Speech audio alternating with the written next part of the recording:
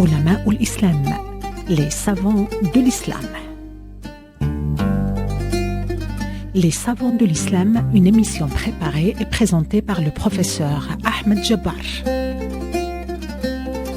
Les savants de l'islam en coopération avec le Conseil supérieur scientifique et culturel de la Grande Mosquée de Paris et Radio Orient.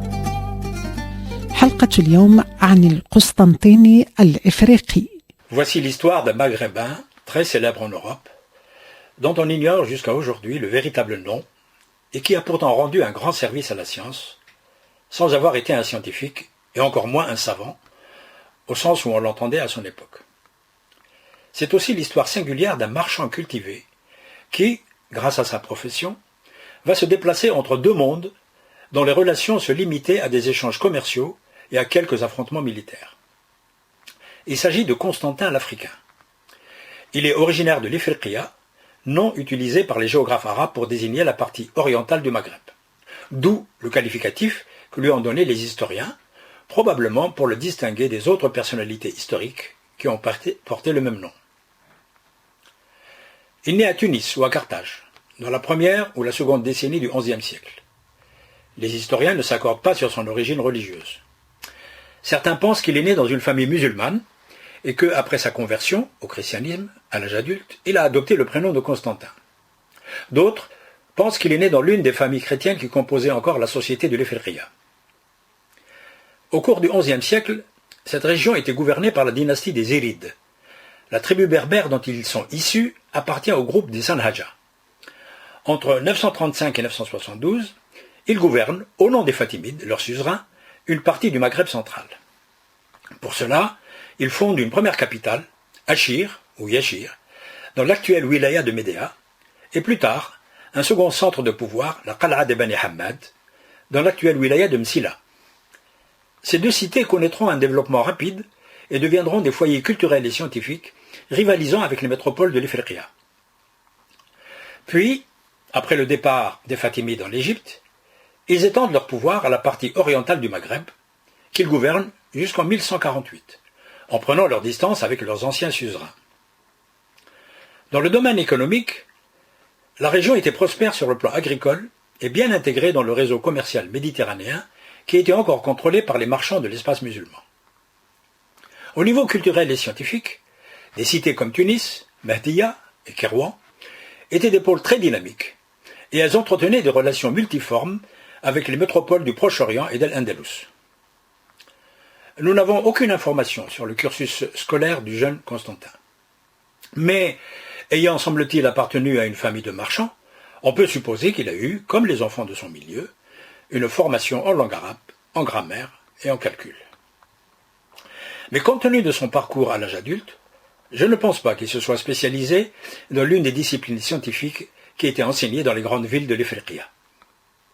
À une date inconnue, il se lance dans le commerce méditerranéen. Et pendant quelques années, il s'investit complètement dans cette activité qui lui offre l'opportunité de visiter beaucoup de villes en Orient musulman et dans l'Europe du Sud et de nouer de nombreuses relations.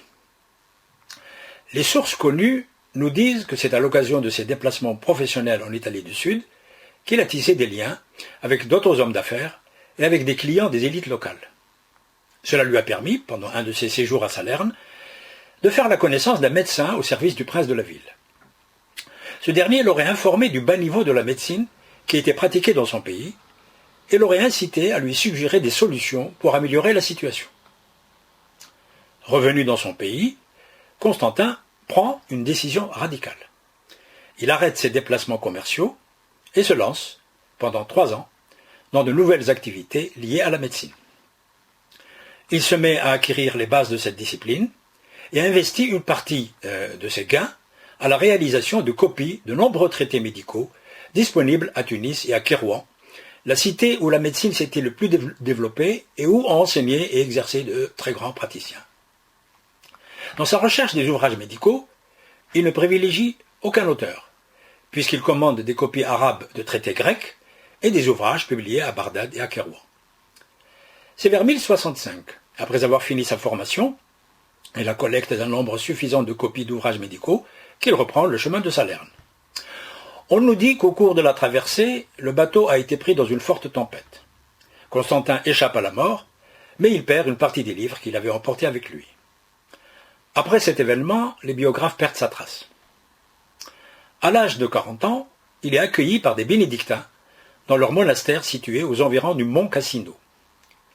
Il va y séjourner en compagnie d'un musulman converti, appelé Afflacius, qui sera à la fois son assistant et son disciple, et qui l'aidera à concrétiser son grand projet, la traduction de la vingtaine d'ouvrages de médecine qui ont échappé au naufrage.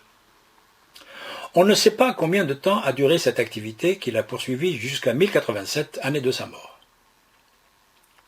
Le seul point noir dans cette initiative louable, c'est que Constantin se présentait, le plus souvent, comme l'auteur des ouvrages qu'il traduisait.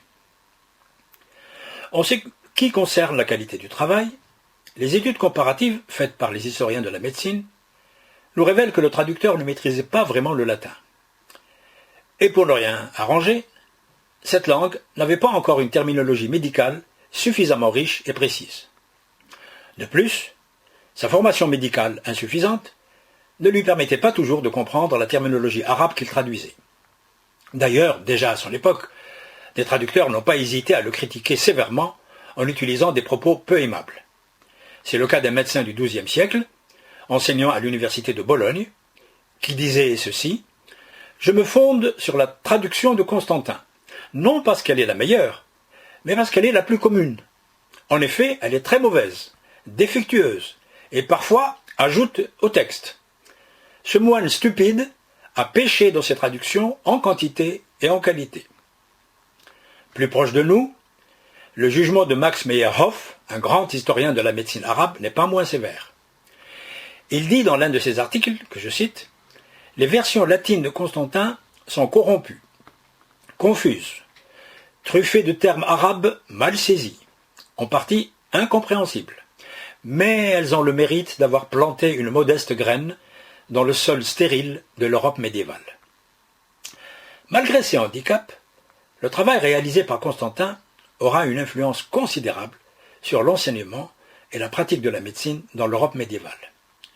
Parmi les auteurs qu'il a traduits, il y a Hippocrate et Galien, mais la majorité des titres sont des ouvrages écrits en pays d'islam par des médecins de toute confession et qui ont enseigné et soigné entre le 9e et le 11e siècle, comme Hunayn ibn Ishaq et Ali ibn Abbas à Bagdad, Ibn Ridwan au Caire, ou Ishaq ibn Sulayman et Ibn al-Jazzar à Kérouan.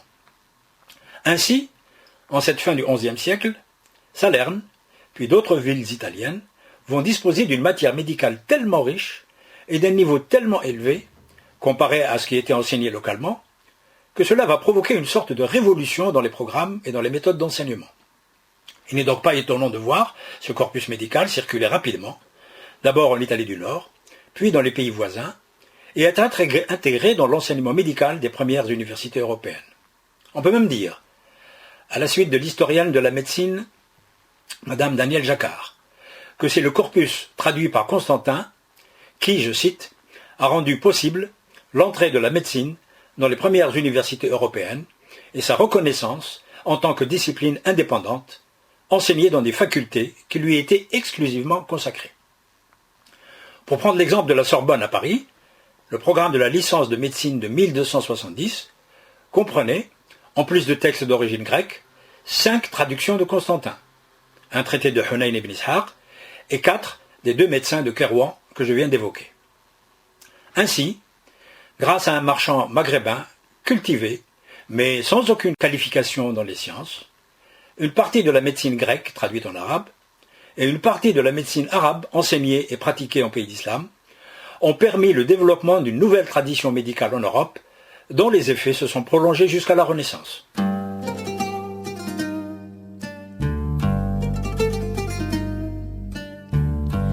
كنا مع برنامج علماء الإسلام. C'était les savants de l'islam. Les savants de l'islam, une émission préparée et présentée par le professeur Ahmed Jabbar. Les savants de l'islam, en coopération avec le Conseil supérieur scientifique et culturel de la Grande Mosquée de Paris et Radio Orient.